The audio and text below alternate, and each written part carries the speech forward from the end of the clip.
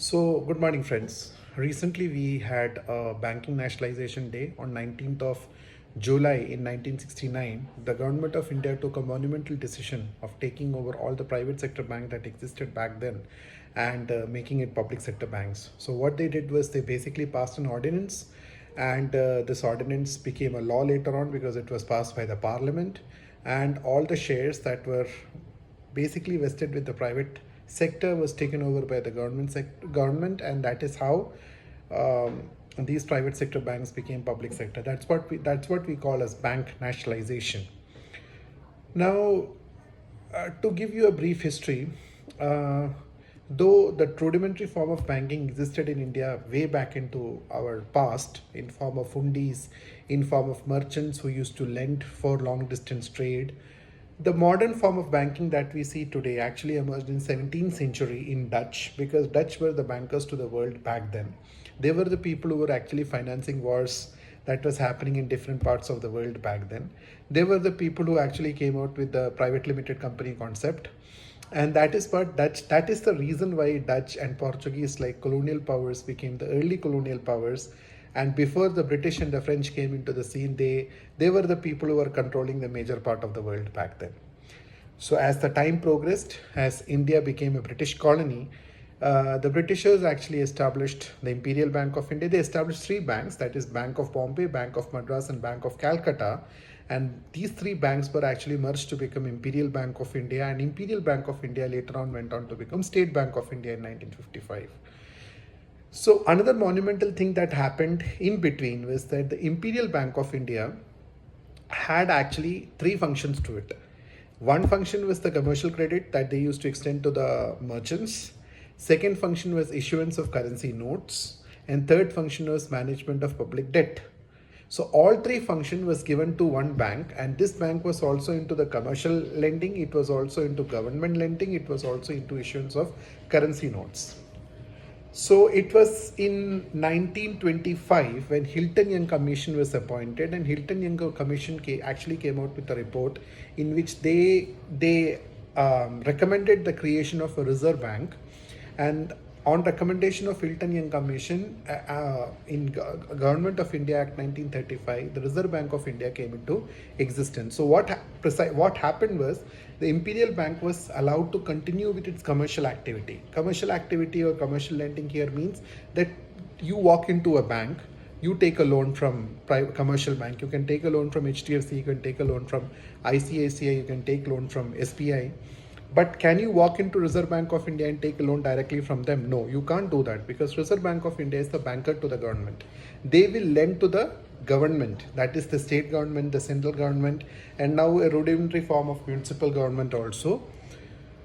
But they will not lend to the common public. So what was done was that the job of lending to the common public was left with the Imperial Bank of India, and the job of lending to the government, managing the debt of the government, issuance of currency, that was given to Reserve Bank of India, and that is how Reserve Bank of India came into existence. And after independence in 1947, the parliament then, that time the parliament was actually acting as a constituent assembly as well as a legislative assembly. Constituent assembly was busy drafting Constitution of India and legislation. Legislative assembly was busy legislating. So one of the legislation that was passed one was in 1949, which was Banking Regulation Act 1949. The Banking Regulation Act was the one which gave powers to Reserve Bank of India to regulate the banks that existed in India back then. But one thing was that the banks that existed in India back then were all actually private sector banks. And later on in 1955, the State Bank of India Act was passed by the Parliament of India, and that is how State Bank of India came into existence, with Imperial Bank getting renamed as State Bank of India. Actually, there was one committee which was called as All India Rural Credit Committee, and All India Rural Credit Committee gave this recommendation that we need to have banking branches in the rural side of the country, and then only we can ensure that all-round economic development will take place. And on that recommendation, the State Bank of India came into existence. But even then, the government felt that the existing banking infrastructure, which was largely into private sector, that is the beauty. Back then, even when SBI came into existence in 1955, the private sector banks were what were dominating, because private sector banks pre-existed State Bank of India, and most of these people were having local connections, they were having local deposits, they were having local clientele base. So at the time of nationalization, it is believed that more than 80% of the deposit was actually in the private sector, and when they got nationalized, they came into the hands of the public sector.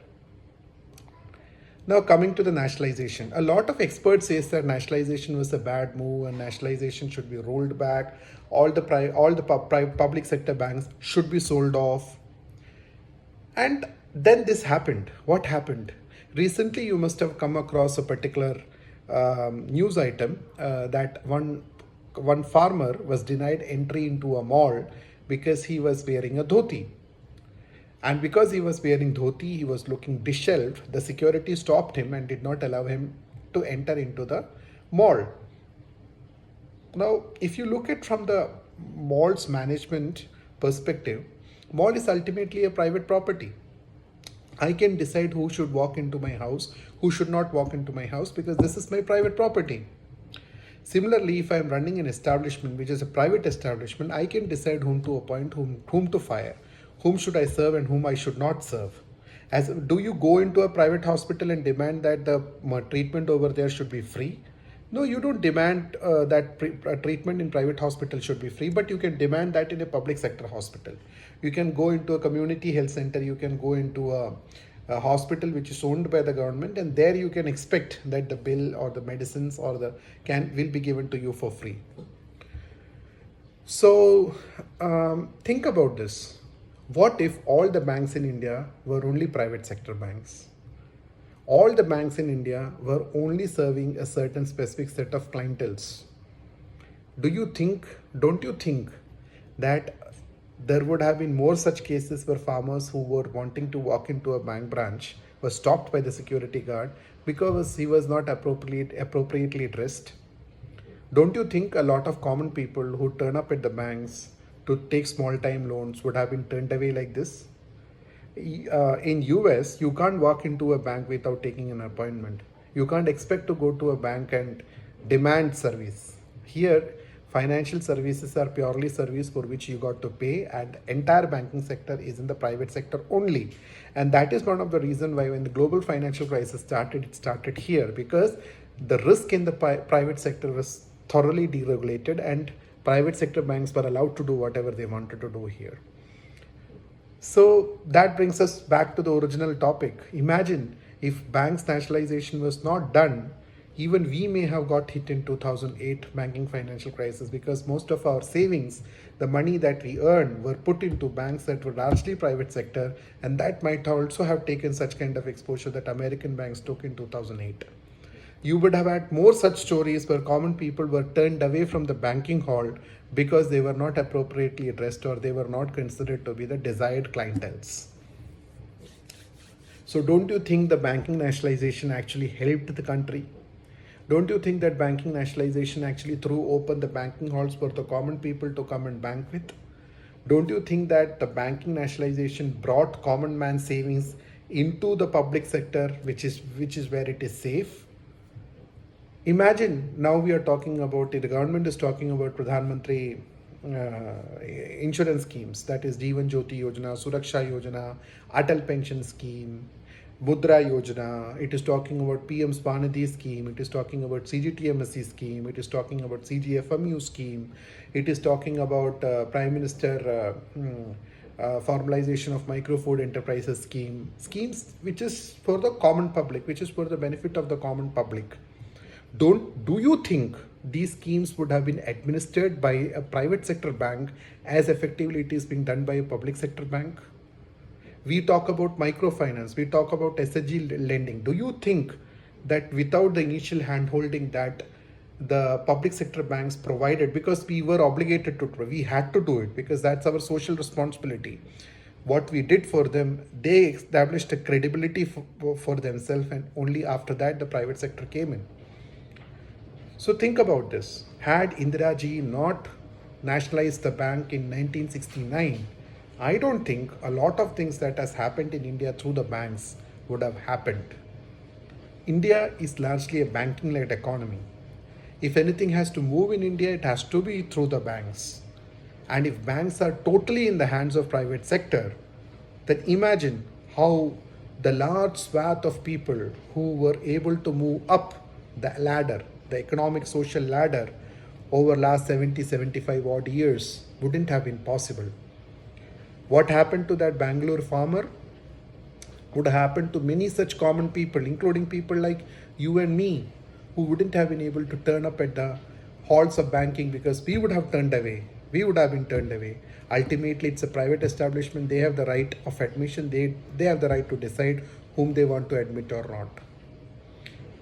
So it's important that we need to protect this public resource, this public asset from getting privatized.